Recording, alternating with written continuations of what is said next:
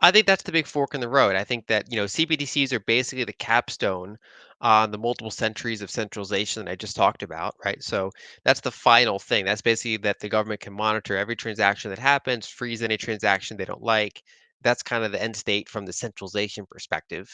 But on the other hand, we have, for the first time in history, we have ways to do distributed settlement, ledgers that are backed up by energy in a decentralized manner rather than just tied to like one central bank's ledger. And so we kind of for the first time have the ability to do speed without centralization. Whereas for centuries, almost every friction in money is solved by centralization. You say, okay, we'll just make this friction go away by centralizing it. We'll just use the shared ledger. And then when that has frictions between like another shared ledger, we say, okay, we'll build a bigger ledger under them. We'll make it a central bank. And when central banks have trouble, kind of connecting with each other, they resort to connecting it into an even bigger central bank. So the world reserve currency, it used to be Britain, now it's the United States. Almost every problem is solved by centralization.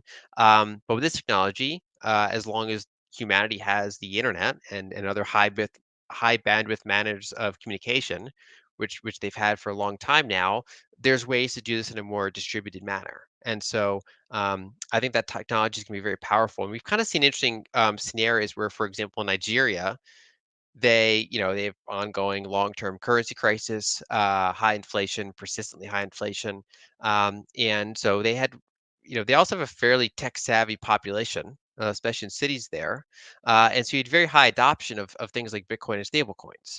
And so the central bank said, well, okay, we're going to block all banks from sending money to crypto exchanges to try to slow this down, and we're going to introduce a CBDC. And what happened was that ban was in place for something like 3 years. Nigeria, by most metrics, for example, chain analysis estimated that they had the second highest crypto adoption in the world, and specifically the highest peer-to-peer trading volumes in the world, because that's how they went around those bank blockages. So they failed to slow down, Bitcoin, stablecoin, and sometimes other crypto use cases or speculation.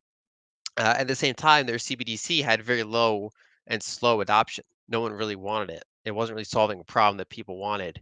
And in recent months, the central bank has actually reversed their prior ban. It's kind of acknowledging that it was not working, and instead they're saying, well, let's instead try to regulate this because it's not working. And I think that's kind of a theme we're going to see a while is that central bank digital currencies, they don't really solve a lot of problems that people are looking to solve, and so I think we're probably going to see an ongoing battle between what policymakers want to happen and what the people find actually kind of serves their needs better.